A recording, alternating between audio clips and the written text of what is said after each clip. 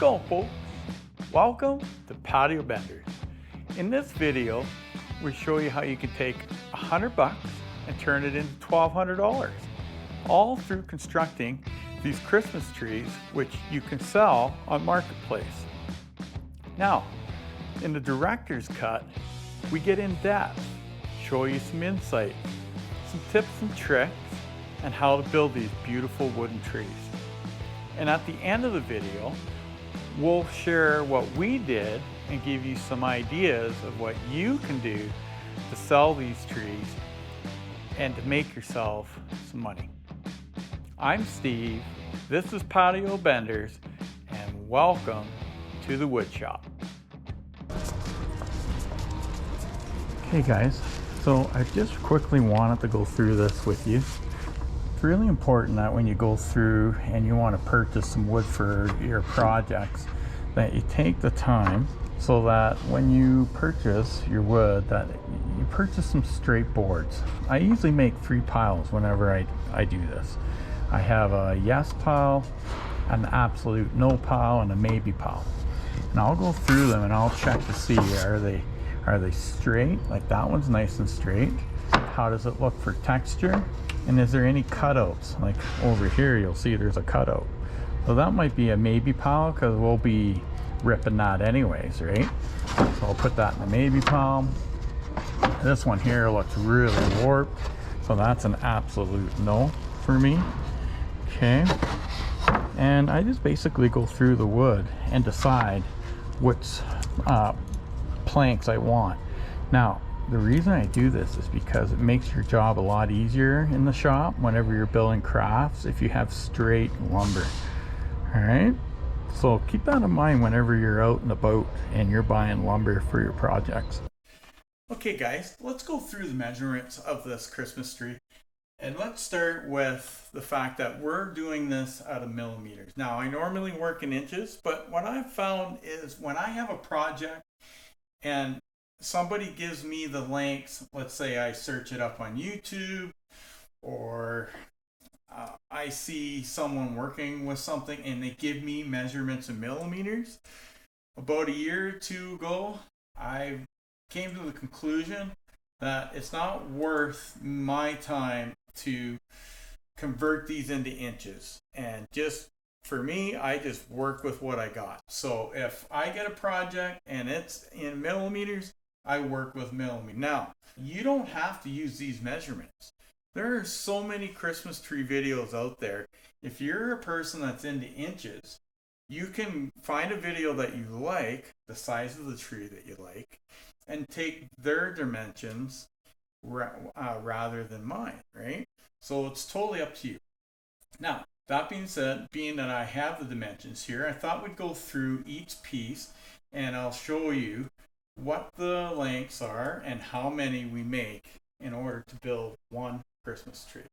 Okay, so starting off at the top, this here will be this long side. Okay, and right here. So top left will be right here, top left. And that one is 192 millimeters. Now, I drew a diagram here of all these pieces, and we're simply going to write 192 mm right beside it. Okay? Going on to the next part, this is the right side, and that's our top right. It's 170 millimeters. So let's put that in. That's our second piece. So now we have the left piece, the left peak, and the right peak. Moving on to the third piece, which will be the middle side. Okay, now, interesting, the middle side is 127 millimeters, so we're going to write that down. 127 millimeters. But we're building 2 of these because they go on this side and this side. Okay, so this will be 2 pieces. So beside here, I'll just write the number 2. So times 2. Our fourth piece is the bottom side, and that will be this piece here, and it is 137 millimeters. And we'll be needing two pieces of the bottom side. So the bottom side happens to be this piece and this piece. Moving on to the bottom piece, it is 267 mils. And you only need one piece for it. Okay? So then we have the very bottom piece, which is this little piece down here. This little piece happens to be 89 mils.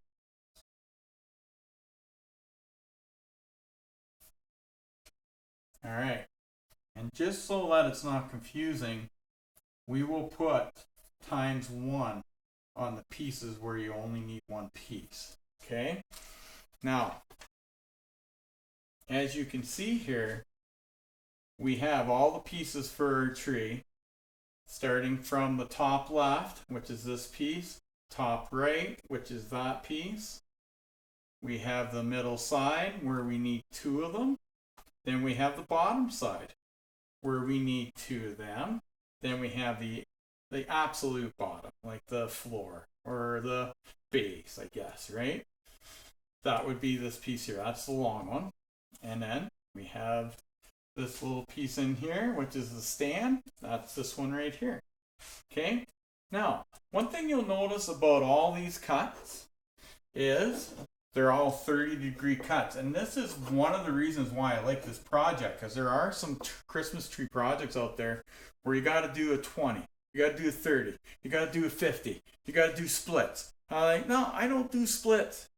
I like making my jobs simple, because that way, as you're into this, you don't have to mess around with that saw blade. You just set it once, and then you can cut all your pieces to 30 degrees.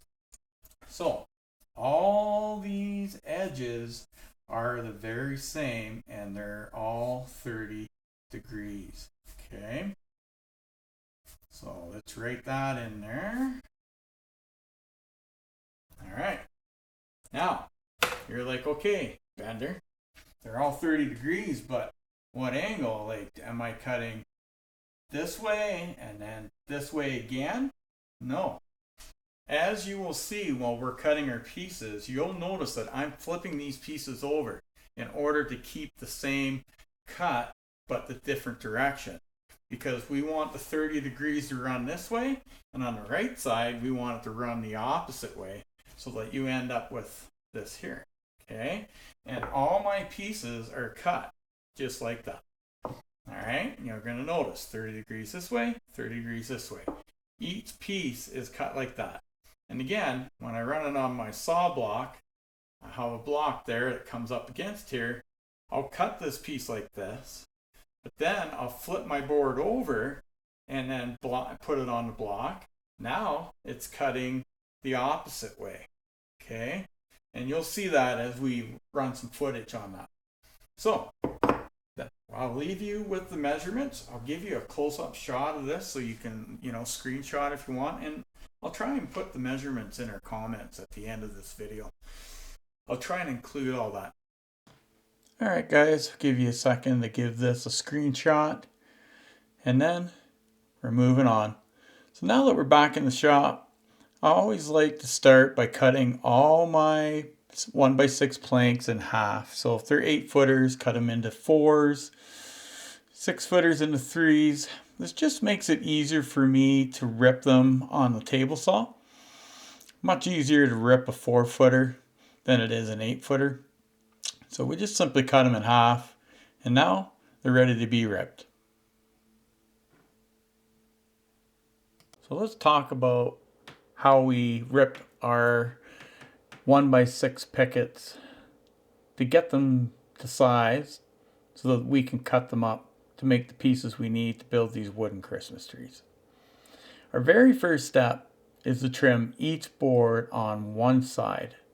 And the reason for this is so that every board has a clean cut edge that we can then flip over and use as a straight edge to cut two pieces at 2.5 inches a piece out of one fence picket.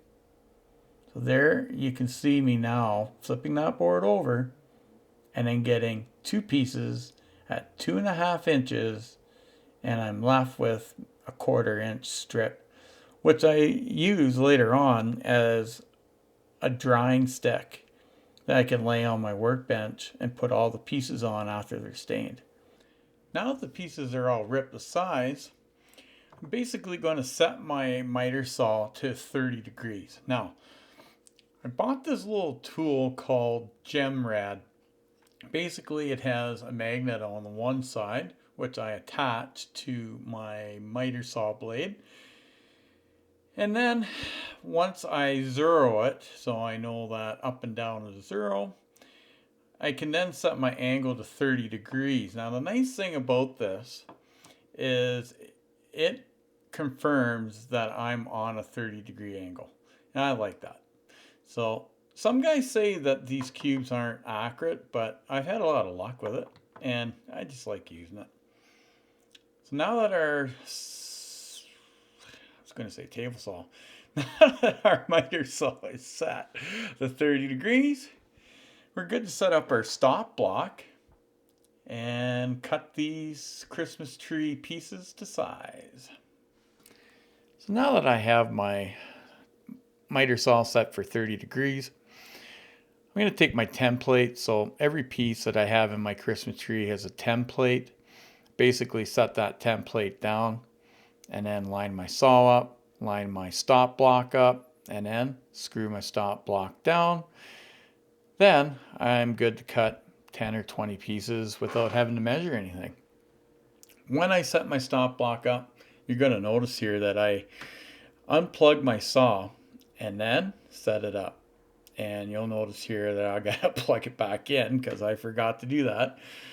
But it's just safer if you set up your stop block with no power, and then you know you're going to still have your fingers after your stop block set to size. There are different stop blocks you can use. You can put a pencil mark on the side of your fence. Some guys will use a chunk of wood and a clamp. And like, there's nothing wrong with those ways. I just kind of like having a slider where I have a 3/4 inch piece of plywood that slides back and forth. I set up the size I want, I screw it down, I'm good to go.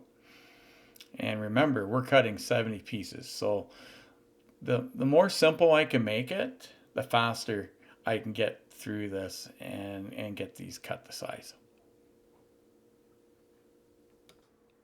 So you might ask yourself, how do you get that 35-degree angle the right way on every piece? So my first cut, of course, is just to get that 30-degree angle, but then I flip it over. Then we make our cut. Then once that piece is done, I flip the board over again and then make another cut. And then I repeat that process as the board goes down. So we'll flip it over again, give it another cut, and so on. And this gives me the 30 degrees going the opposite ways on each piece.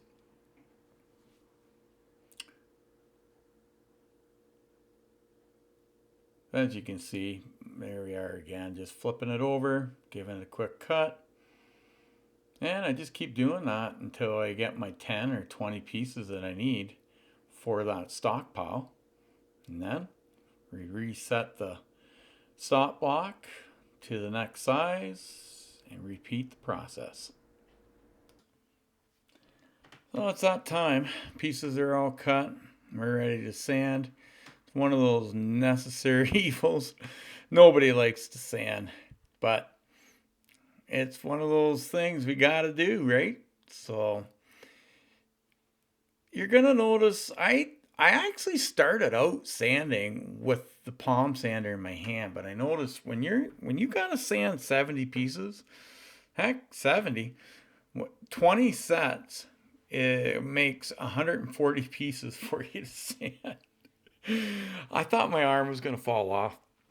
So I grew a brain cell or two, and decided, why don't I use my wood clamp? Just be gentle with it, set it up, and I'll treat it as a sanding table. So now, as you can see, it makes sanding a whole lot easier. And man, it's saving my wrist. When it comes to these Christmas trees, I treat them a bit differently than I do my outdoor products.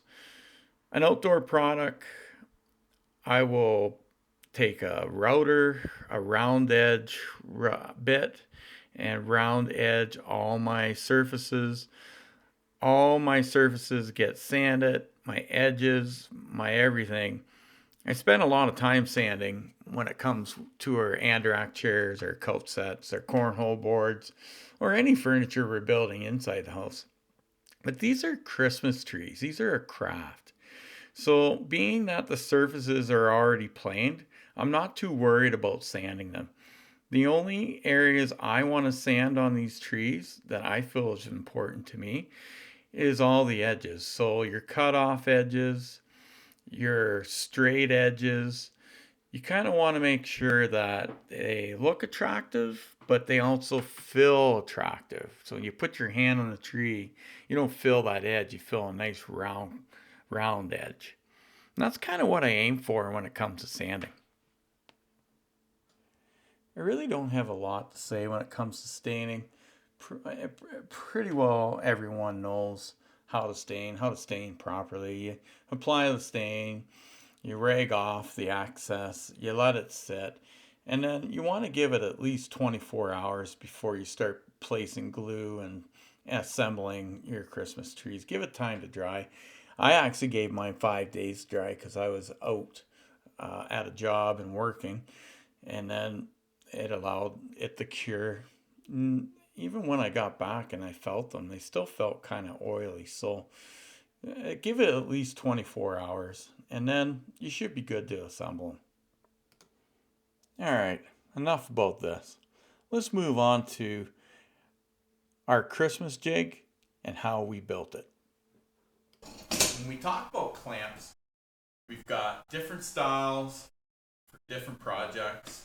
You got your heavier clamps, which I use these to build our deck at the trailer. Then you have these lighter ones. Now, my dad would always say to me, Stever, your clamps are your best friend.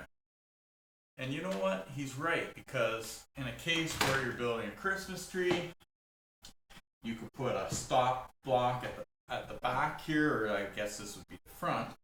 You could put your first piece in, get these out of the way, put your second piece in, put some glue and brad nail it, and you're on your way. And again, if you're only building one or two, clamps are the way to go.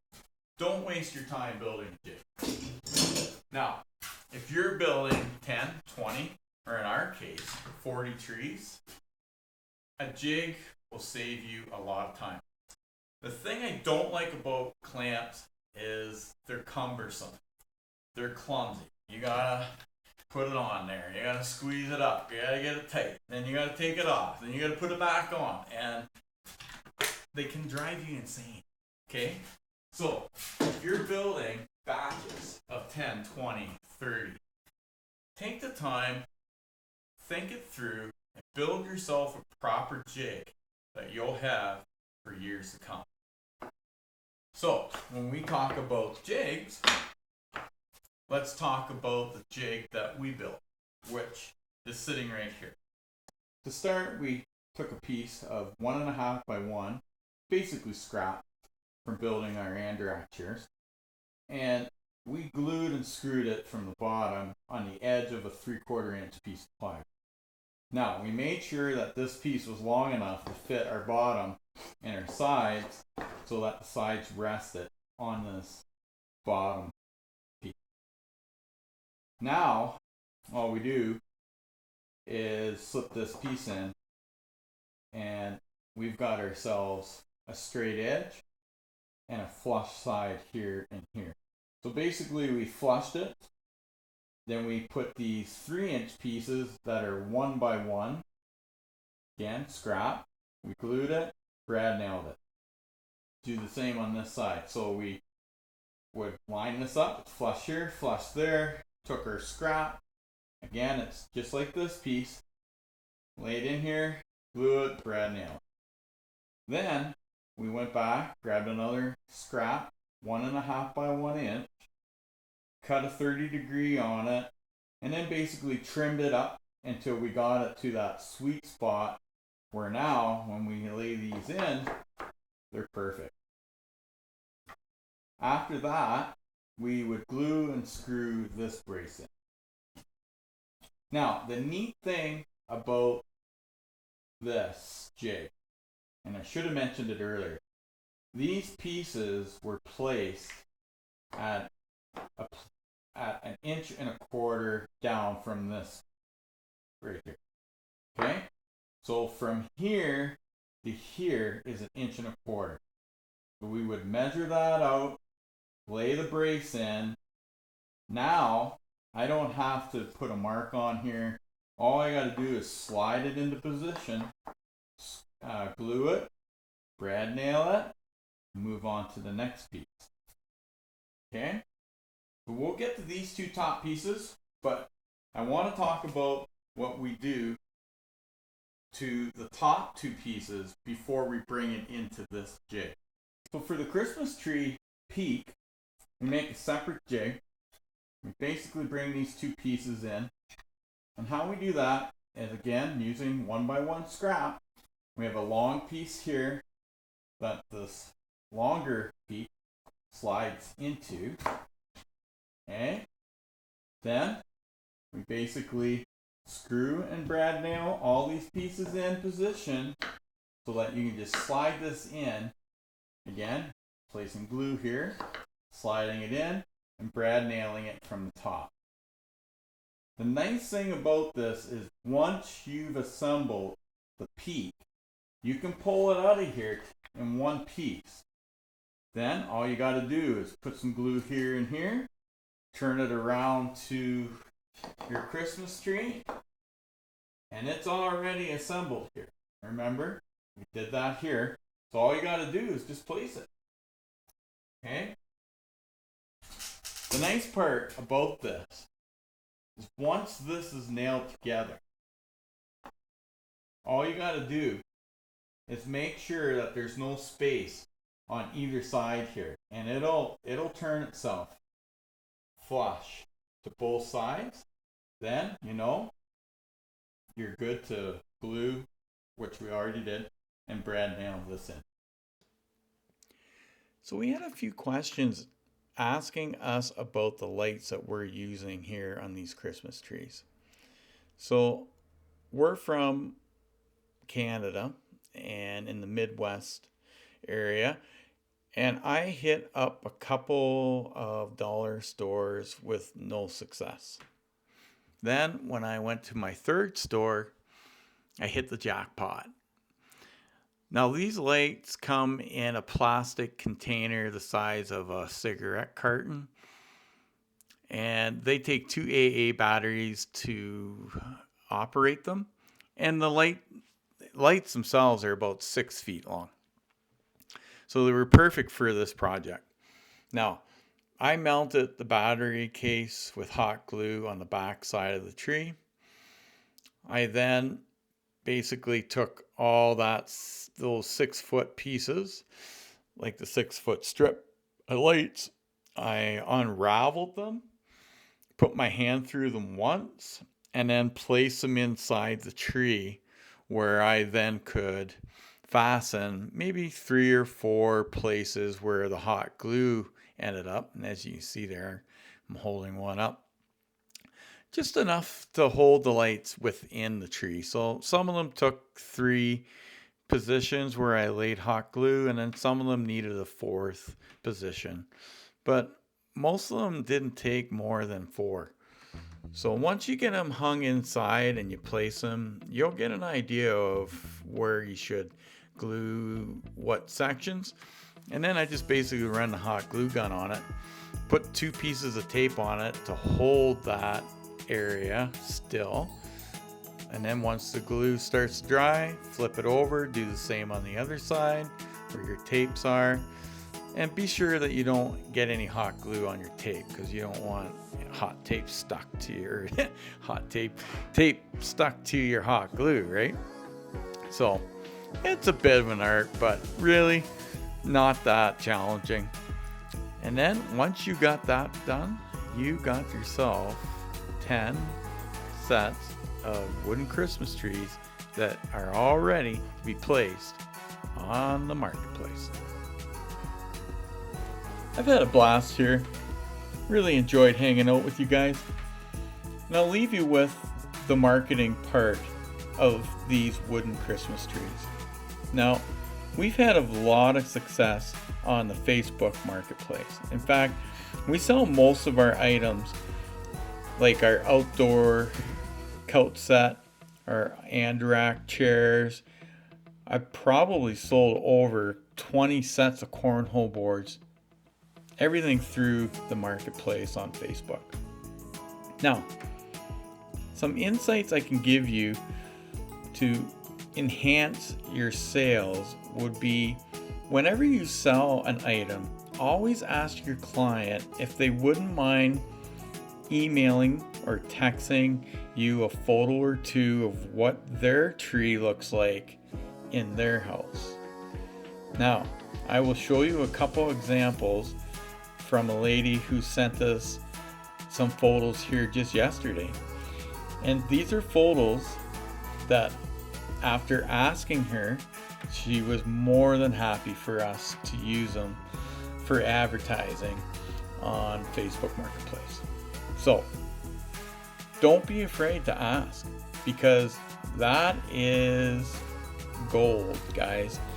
If you can put a photo of them set up. Now, if you're like me, you might not be like the best decorator, right? But there are people out there that you're selling these trees to that are like all about that. So keep that in mind. I really hope you guys enjoyed this video. And if you have any questions, please reach out to us, whether in the comments below or at Patio Benders on Facebook. I'll leave the link below for that. And again, whatever it is, whatever you need, just want you to know we're here, and we'd be more than happy to answer any questions you may have when it comes to building these trees or selling them, etc. Okay? So have a great week, guys. Hope you guys enjoy a Merry Christmas with these wooden Christmas trees, and I wish you guys all the best.